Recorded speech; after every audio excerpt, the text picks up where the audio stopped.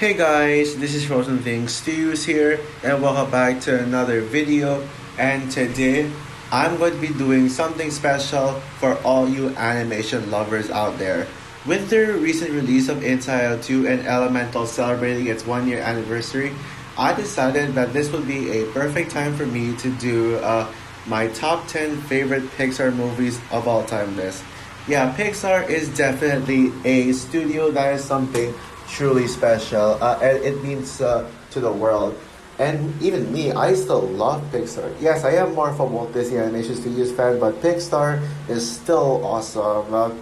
And it sucks to see that Pixar is getting hate nowadays. And I feel like people have become harsh on Disney. No, I mean Pixar lately, and say, "Ooh, Disney ruined Pixar." Well, I personally disagree. I don't think Disney ruined Pixar at all. So yeah. Anyways, without further ado, if you want to know what my favorite Pixar movies are, then just keep watching. But first, let's start off with five honorable mentions. And my honorable mentions are Inside Out, Finding Nemo, Toy Story, Up, and Toy Story 2. Yeah, all of them were fantastic. I actually gave all of them a straight 5 out of 5, but they're just not quite enough to make the list. So anyways, let's start with the actual list. At number 10, Coco. Yeah, Remember Me. Yeah, this is a movie to be remembered. Yeah, when this movie, when you see that this movie was directed by Lee Unkrich, you know it's something truly special. Now, at one point, I actually considered Coco as my favorite Pixar movie, and for good reason. Although now, on reflection, I do think that Coco is not one of my favorite Pixar films. It has gone lower as I realized that there are better Pixar films out there, but at least Coco did enough for me to make my top 10. I mean, it almost didn't actually. Like, it was actually a 99 between this and Toy Story 2. But just because Coco was what my favorite Pixar film at one point, I think I decided that Coco would be on the list. But even though Coco is no longer my favorite Pixar film, I still absolutely love Coco to death, and I'm not gonna let go. I am not gonna let go of my love for this film. What makes Coco so special is that this is one of those Pixar films that actually feels different from your typical Pixar. You watch this movie and you say, "Wow, this is something unique for Pixar," and it is. This is one of Pixar's more gorgeously animated films, especially the Land of the Dead, and the fact that Pixar actually made a musical is outstanding. The fact that this felt like an obvious a film that Disney obviously interfered with, like it felt more like a Disney film than a Pixar film, yet it was still this highly praised and highly successful. It is truly an accomplishment. The songs are absolutely amazing, like Un Poco Loco and Remember Me. Ernesto de la Cruz's version is great, but Miguel's version where she sang Remember Me to Mama Coco is the superior part. In fact, that's actually my favorite scene in this entire film. I mean, you can't go through that scene without crying in it. Ernesto de la Cruz is a top 5 Pixar villain. Like, maybe he might probably be my third favorite Pixar villain. Yeah, Ernesto de la Cruz is such a menace. I mean, just him being a twist villain is just perfectly unpredictable. And the fact that he actually, I mean, just the fact that he actually poisoned Hector to steal his songs, that is a great villain motif right there. The fact that everybody forgot about Hector because of Ernesto de la Cruz's fame. That is actually genius right there. And out of all the twist villains we had in the 2010s, Ernesto de la Cruz is the best of them all. And yeah, I love all the characters. Miguel, Hector, Mama, and Imelda. So there's so many, but Ernesto de la Cruz is easily the best of the best character in the film for me. So yeah. At number 9, Toy Story 3. What? You put your favorite Toy Story movie only at number 9? That's absurd. Yeah. Those who know me so well would know that Toy Story 3 is my favorite Toy Story film. And you can clearly tell when both Toy Story 1 and 2 were in my honorable mentions. But this is actually a hot take I have with Pixar. Probably my biggest hot take is that the Toy Story films are not among like the absolute best of the best Pixar films. Yeah, toys. Yeah, I think as much as I do love Toy Story, and I would say it is one of Pixar's absolute best franchise. It's actually my second favorite Pixar. It's actually like, well, technically third favorite Pixar franchise. Yeah, there are actually two Pixar franchises I prefer. I'll say right now that Intel is probably my second favorite Pixar franchise now. My number one favorite Pixar franchise, I'll talk about it later, but yeah. What makes Toy Story 3 so low on the list is that there are just eight other Pixar films that I'm more passionate about, that I love passionately, but Toy Story 3 is still perfection, yeah. Yeah, and it certainly deserved that Best Picture nomination. The fact that a Pixar sequel got an Oscar nomination is absolutely incredible. I mean, what makes Toy Story 3 the best Toy Story movie is how do I say this? Yeah, what makes Toy Story 3 the best Toy Story movie is just how dark it is. Like, this is by far the darkest and most mature Pixar film. If you thought Toy Story 1 was dark with a bunch of dark toys, oh boy, you ain't seeing nothing yet. I mean, the villains are so dark. Lotso is such a dark, twist villain, and one of the best Pixar villains in general. He has such a tragic backstory with side daycare and all that stuff.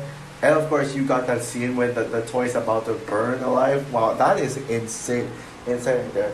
And just the idea itself about how, just the idea itself of Andy growing older, like the concept of what if Andy grew up, and what would he do to his toys, and you can clearly see how anxious they are, and the idea of Sunnyside daycare and those new toys, it's just so great.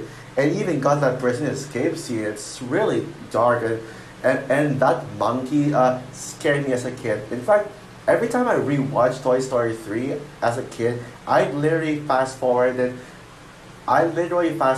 whenever I get to the monkey scene. Yeah, that's how much it scared me the first time. It's so much so that I didn't even want to revisit that monkey scene until when I'm older and I can handle scary stuff now. It's actually not scary if you look at it. And of course, you got that emotional ending. Do I need to sum up how emotional it is? We all know what it is, yeah. This to me is the true ending of the Toy Story franchise. What a shame Pixar is milking this film dry. Like, this could have been the best Pixar franchise. Well, technically second, because that one Pixar franchise is unbeatable. Even if you make this trilogy perfect, that one franchise is unbeatable. But Toy Story 4 is like a filler to me. It's just a filler installment, and same with 5. Toy Story 3 is where it is how you do a conclusion, and it's one of the greatest conclusions to a franchise ever. I mean, though it's not my favorite movie it's not my favorite animated film of 2017. That would go to Tango, but this is definitely a close second. And there are better movies in 2010 than this, but let's be real here. 2010 was an incredible year for movies, and if you have a year for movies, and not just shows. But this is definitely my top 5 of 2010 for sure. So yeah. At number 8, Soul. Yeah, the first Pixar film to be released in the pandemic. Yeah. Oh well, unless if you count Onward, that is. But yeah, it's a shame that Soul hasn't been. Soul has not gotten any recognition yet lately. I mean, no one talks about this film, and I think people should talk more about. People should talk more about Soul, and they should look at Soul, just realizing how perfect this is. Yeah, while it is a little lower in my Pixar ranking, I mean, Soul still means a lot to me. I think it is one of the Doctor's best film. I certainly don't agree with. I certainly don't agree with people who say that this is Pete Doctor's weakest film. I think people should one day look back at this film and realize how impactful it is. It is, and I actually recently rewatched my old review of Soul, as that was my very first Pixar review that I ever did, and I summed up this movie perfectly. This is a movie made for adults. Even though it is a film that's harmless and inoffensive for children, I think adults would like it more. In fact, out of all the Pixar films, this is the most artistically made Pixar film, and it's a film that audience. It's a film where its message is told directly to the audiences and more. The message of the film is simply to enjoy life, to enjoy every single minute of your life, and you should just pretty much appreciate life, whether you don't have everything that you want, even before death. Just appreciate that you're actually living, and whether good things or bad things happen to you, just enjoy the fact that you're actually living a life, and be grateful for the life you have given. That is such a powerful message, and this movie is just as powerful as how I summarized it. Yeah, and the animation is super creative, especially on the souls, but then the human design is just so realistic. It really brought animation to a whole new level, up to the point where it feels like you're watching a live action movie, believe it or not. And it kind of feels that way. It's like you're watching a live action A24 movie. Like, this felt like an A24 film more than a Pixar film, believe it or not. Yeah, 22 is still my favorite character in the film, but I absolutely love Joe. Connie is a character who I think is vastly underrated, and people should give more credit to. Just when she thought about that metaphor, that turtle metaphor, I forgot how it meant, but it was like a turtle metaphor. That is just brilliant right there. Just brilliant stuff. It's stuff that people need to take in. I really wish that people would go back to calling this one of Pixar's best film. It sucks that people say it's a mid-tier Pixar. People say this is mid now. People even say that people even prefer Luca over this. Really? I mean, what does Luca have over this one? Luca is not even one, is far, far, far from one of Pixar's best films. I think people say Luca is underrated, but I'd say Soul is the underrated Pixar film. It's one of their more underappreciated films, and I hope that one day y'all can look back at Soul and just realize, maybe people will say, oh yeah, I forgot how good this was. Yeah. So yeah, please, one day just revisit Soul and just find appreciation for it, and just tell yourself, oh, I think I forgot how good this was. So yeah, at number 7, Ratatouille. Ratatouille, my favorite movie of 2007.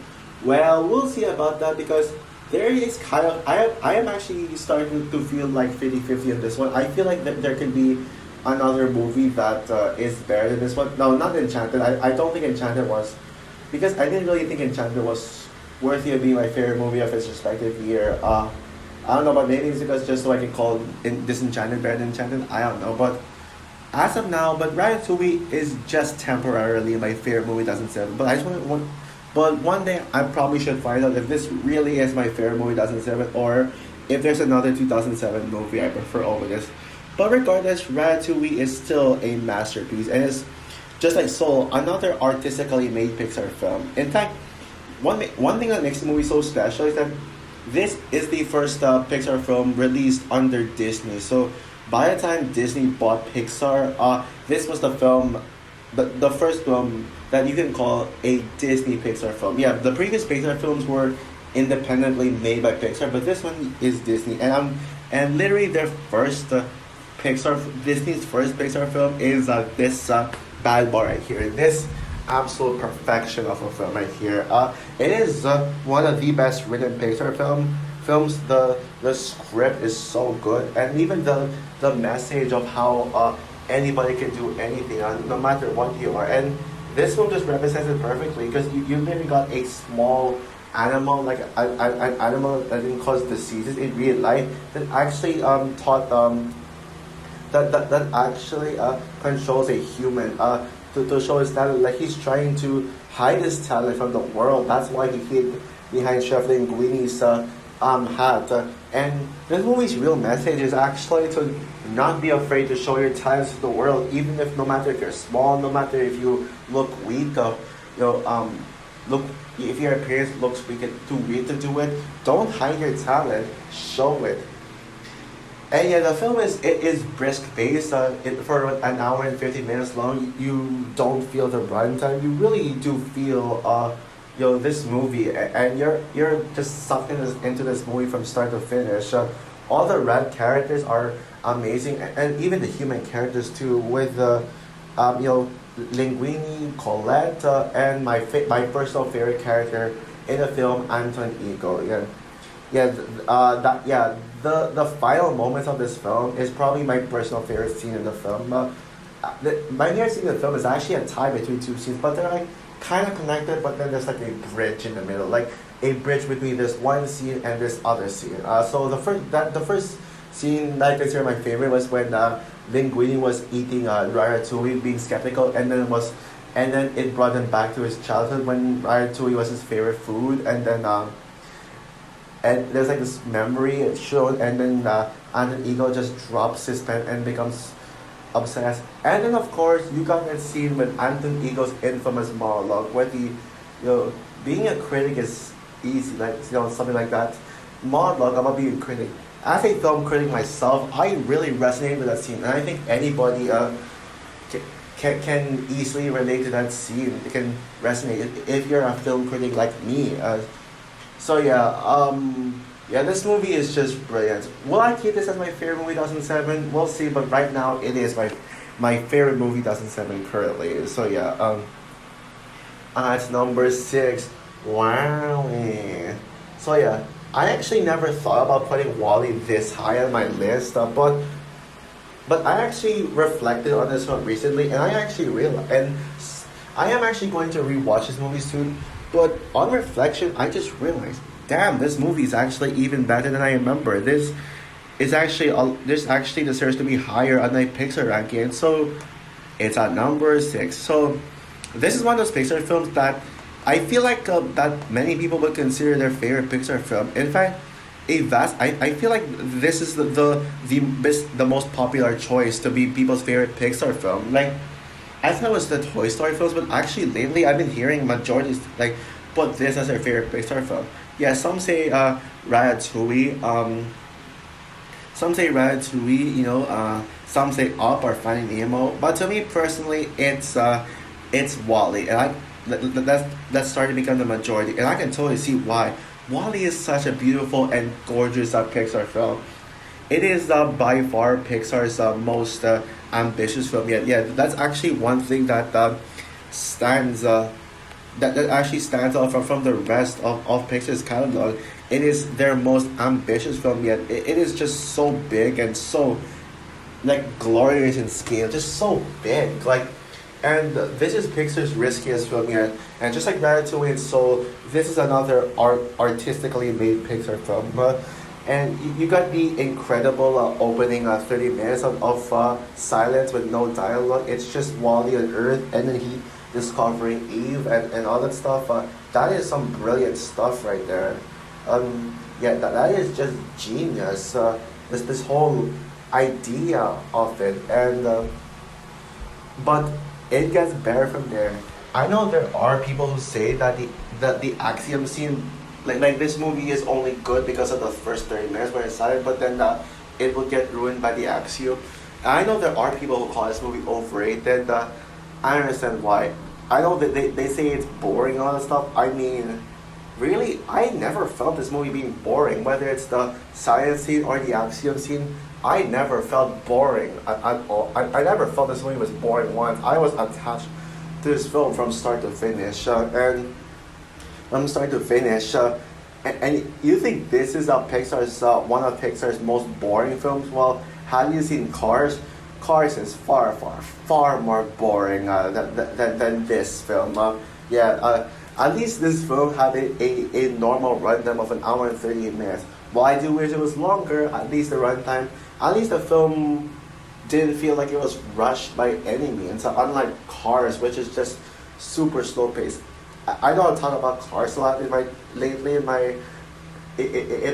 videos, but yeah, I will review Cars eventually.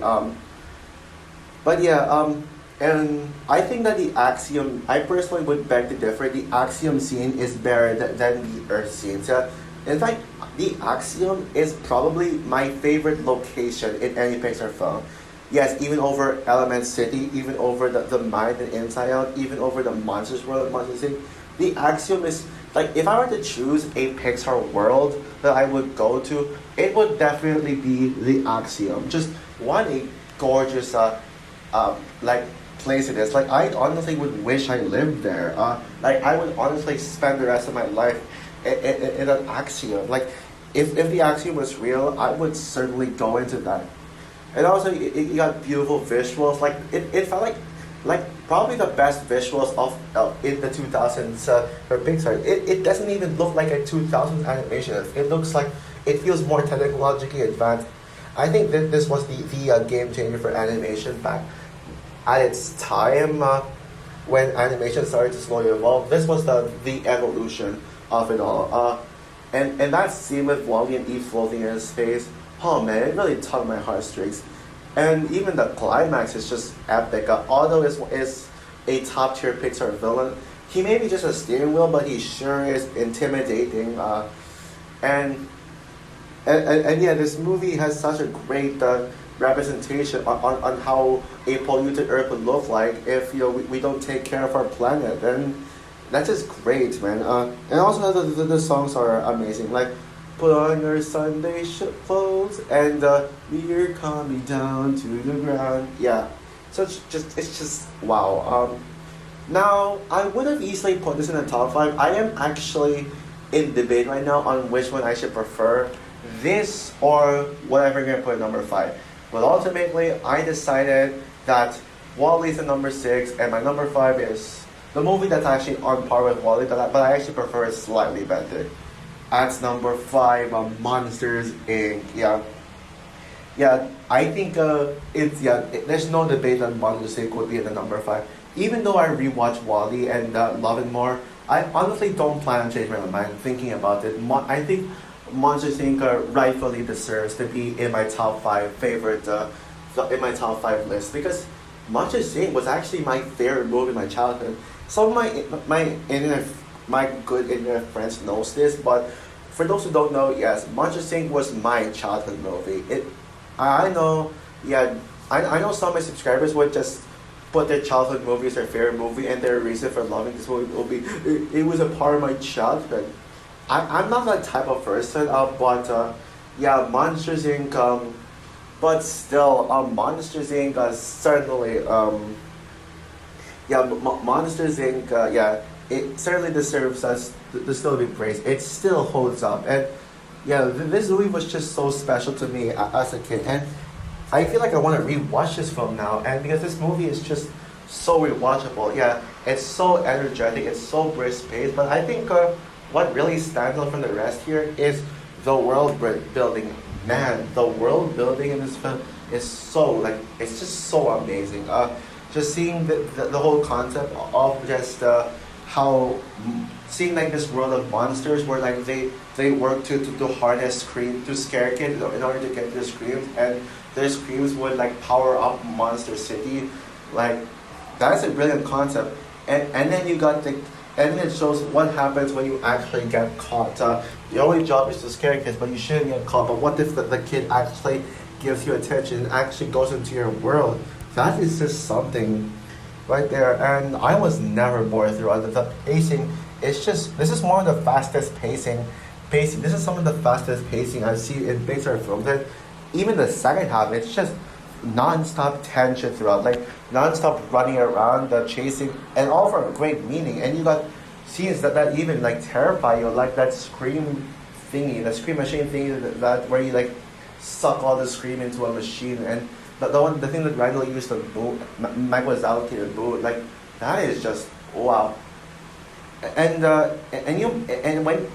when you wonder what happens when the scream thingy actually gets to your mouth, they show it with fungus. That is brilliant. And speaking of villains, Randall is an amazing villain. They really do a good job of making you hate Randall. But if Randall isn't awesome enough, you literally got a twist villain in the same film as a straightforward villain. And not only is Water News my favorite, not only is Mr. Water News my favorite, the better villain of the two, but he is my second favorite villain, Pixar villain, period, and my personal favorite character in the film. In fact, my favorite scene in the film is the confrontation between Mike and Water News, where Water News I'll I'll kidnap 1,000 children before I let his company die, and then he gets exposed for it. That's my favorite scene in this entire film. Oh yeah, and also let's not forget that chase scene with Waterloos and Mike. Oh yeah, and also that door factory chase. Yeah, what? Like this movie really does a good job of exploring every single part of Monsters Incorporated and get you just so sucked into this world. Also, the humor is brilliant. Mike and Sully are the GOAT of Pixar duo. Well, technically, they're tied as with another Pixar duo is my favorite. Not counting Pixar couple, by the way. Pixar duo. But yeah. So yeah, Monsters Inc. Yeah, it's just perfect. Now, with Wally though, you probably already guessed easily. You can easily guess that it's not really my favorite movie 2008 because The Dark Knight came out that year, and who on earth would not say The Dark Knight is the best movie 2008? Let's be real here. But with Monsters Inc. though, some may think that this might be my favorite movie 2001, but is it? Well, no. Personally though, this would be my second favorite movie 2001. My favorite movie in 2001 would be The Lord of the Rings, The Fellowship of the Ring. But this is my favorite animated film of the year, and honestly, this should have won Best Animated Feature over Shrek. Shrek is a masterpiece, but like, why didn't we have why didn't the very first Best Animated Feature winner in history be a Pixar film? Monsters Inc. would have been an amazing like first winner, So yeah. Anyways, yeah, moving on. At number 4, The Incredibles. Dun dun dun dun dun. Yeah.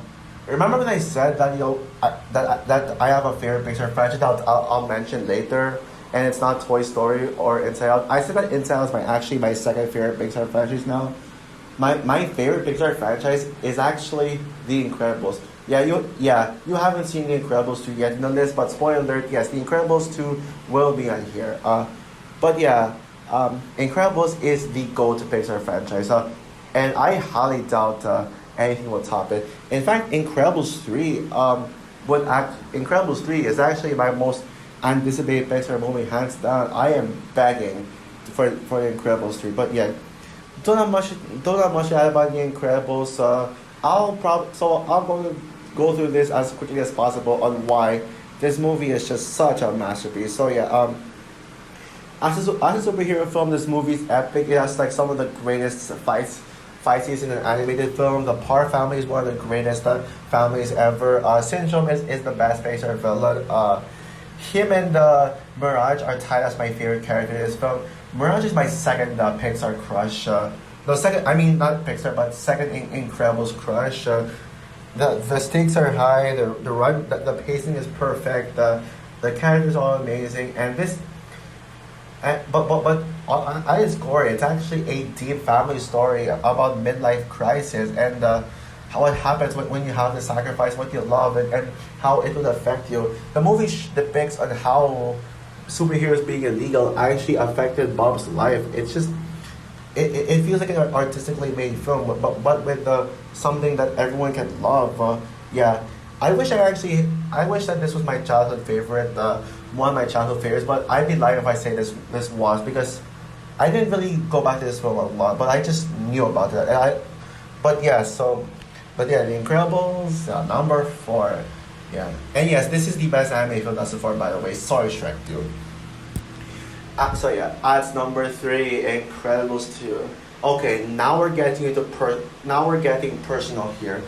While these other 10 Pixar films are just films that are just so well received and films that I absolutely love. Pixar. One of the reasons why Pixar isn't really my favorite animated studio is because I don't really see them as personal. They're not like the most personal. But these top 3 films, they are the Pixar films that mean more to me than anything else, and the ones that I feel very personal towards. Incredibles 2 is just perfection, man. It is like better than the first film. Besides maybe the final battle and the villain, it is like better than everything else. Characters who didn't get much in the first film get more time to shine, especially Violet, who is one of my absolute favorite Pixar characters and my favorite Incredibles character in general. The action scenes are bombastic, especially the helicopter rescue, which I think more people need to talk about. More people, because that helicopter fight, I just can't get over how good that scene was. And so the core dynamics with the family is like still there, and it's just as strong as the first one. I wouldn't say that the dynamic is better, yeah, but and yeah, the family, yeah, Bob is a better, better stay-at-home parent than Helen. Helen is better at the secret superhero stuff work job than Bob in the first one. Honestly, like she is such a badass, and this and yeah, I mean it's just a total blast. This is the longest Pixar film and also the highest grossing Pixar film. This is Pixar's biggest film yet, and they perfectly nailed it. Yeah, it sucks that this is one of the lesser received Pixar films. It's really sad to see people hate this movie, and some even going as far as calling this one of Pixar's worst films. It's sad. This to me is tied with Brave as the most underrated Pixar film ever. Yeah, it certainly deserves far more love than it got. So yeah. At number two, Inside Out 2.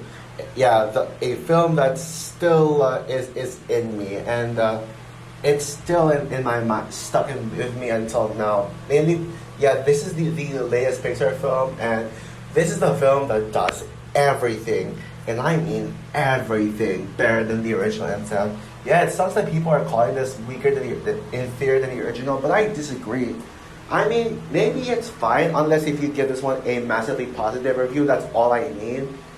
Yeah, even like since Inside is one of the most beloved Pixar films, just as long as you like this movie. But it's sad that there are some people who say that oh, this movie is mediocre, it's unnecessary, it's just another Pixar cash grab, and it's actually just the same as the first film. Okay, yes, it is the same as the first film. In fact, I'd say that this is actually a better version of the story in the first film. The first incident is a very simple story about what happens in the mind. It just gets complicated when you explore everything in Riley's brain. Like when they go, outside of headquarters and all that stuff, it gets complicated. But in this film, it's entirely complex from start to finish. The first one had a very simple message that it's okay to cry, and crying isn't just a baby thing. It can also help solve your problems, and it's like a normal human thing. This one is more complex with its themes and messages. I mean, the themes of growing up and how you change as a teenager, and this is actually one of the Pixar's most necessary sequels. In fact, this is the greatest Pixar sequel ever made. Yeah, because just the reason why this film is so necessary and it's needed, it's to show growth in Riley, and so as you grow, you have new emotions, with anxiety, envy, ennui, and embarrassment, who I think are vastly superior to the old emotions. Okay, well maybe they're equal, I guess, but anxiety and envy, who by the way are the female version of Mike and Sully, they're tied with Mike and Sully as the best Pixar duo. Yeah, they are. They are the best. Anxiety and envy, the fact that they stand out among all the other emotions, just makes the new emotions better than the old one. The jokes are brilliant. The story is so deep, grounded, and mature. Riley is the best written Pixar character. Not my number one favorite, but just based on how well written she was and how, she's just so good, and Riley is adorable. Is adorable. Like she's even cuter as a teenager than as a kid, believe it or not.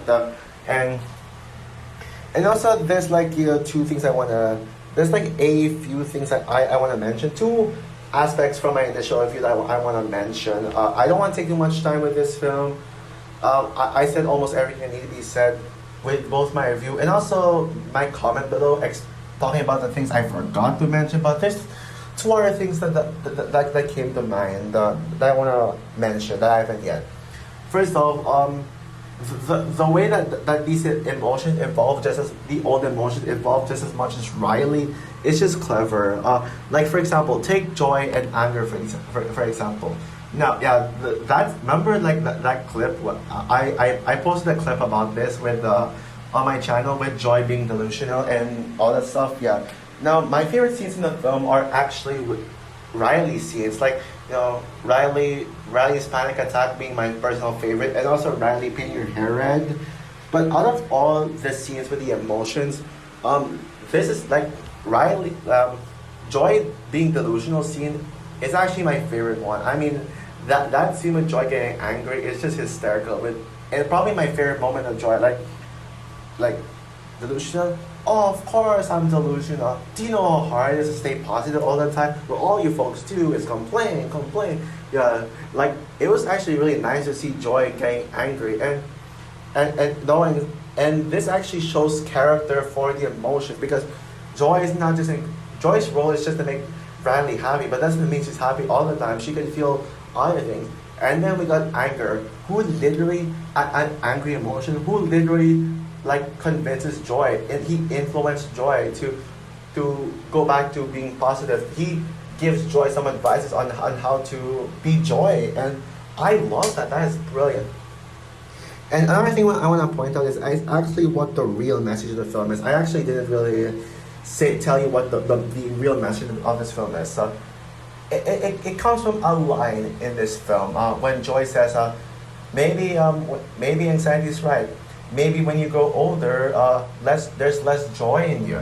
That is actually a very that is actually facts right there. And the real message of this movie is that you can feel new emotions as you grow older. You evolve and change, and you start to see life in a different way, and see that not everything is all sunshine and rainbows and happiness, and you start to feel less joy. I mean, to me personally, I feel less joy as a teenager, knowing that I'm not as playful as a kid and all that stuff. And yeah, my parents do miss the old me better than the new me, but I mean, I've come to accept it. That's really who I am. So yeah, this movie is just brilliant, and I still cannot stop thinking about this film. I've talked about this film to death, whether to my internet friends, online, and even last night, I was out with my cousins, and I talked about this movie with my cousins. So yeah, and yeah, it rightfully deserves to be the second best Pixar film, but there's one Pixar film that is just unbeatable.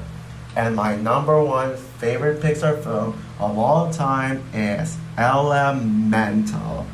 What a masterpiece right here. Yeah, and by the way, happy first anniversary to Elemental. In fact, I actually recorded this video on Elemental's first anniversary, which is today, so yeah, great job. So yeah, now I'll get to this one quick. I won't spend too much time on this one, but I'll just say everything I need to be said, like in just the quickest way possible. So yeah, Amber is the best Pixar character. This is probably the most creative Pixar film yet with its animation style. It feels very unique and different from Pixar films. This has the best score in the franchise. This is probably the Pixar film I cried the hardest at, specifically the scene when in the climax when Amber and Wade were stuck in the firehouse, they were trapped, and then Wade sacrificed his life, and then Amber brought Wade back by telling him like the story, like, what is that? It was all the league, and like Barfly, windshield wipers have a Barfly. Yeah, that is brilliant. Yeah. Oh, by the way, Amber is my Pixar crush. Not only my favorite Pixar character, but my Pixar crush too. The movie is very relatable. Wade and Amber are one of the greatest movie duos. No, not movie duos, but movie couples, like period. And did I mention about the fact that this has the best Pixar score ever? And yeah, Element City is gorgeous. Just like the Axiom from Wall-E, I wish I lived in Element City. And yeah, this movie just means so much to me. Like this is so much things to love. Like I can go on and on about it, but what I will say is that might shock you, but I now think Elemental is better than Across the Spider-Verse. Yep, I'm not afraid to admit it. Elemental would now be my second favorite movie of 2003, second only to Wish, and it is in my top 10 favorite movies of all time. By the way, Spider-Verse is no longer my top 10 favorite movies if you're wondering, but it is still like one of my favorites. I just think that there are better movies out there, but Elemental rightfully deserves in the top 10, and I'm glad that my two favorite movies 2023 are from Disney, and this movie definitely deserves more appreciation. People say Inside Out 2 is the comeback of Pixar, the return to form. No, I beg to differ. Elemental is the original form for Pixar when it comes to them making flawless masterpieces, especially after Lightyear, which I found nowadays on rewatch I found Lightyear to be just decent, but but one of Pixar's weaker films, better than Toy Story 4 at least. So yeah, Elemental is no question my favorite Pixar film of all time. So that's all for my favorite. So that's all for my top 10 favorite Pixar movies list. What are your favorite Pixar movies? Comment down below, like, subscribe, hit the notification bell, and stay tuned for more Pixar content to come. Yeah, I will still do Pixar content, review and rewatch and review Pixar films, and also do other Pixar stuff outside of Pixar reviews. My next review will be either Cars or the Toy Story franchise. I'm still debating on that. So yeah, anyways, bye guys.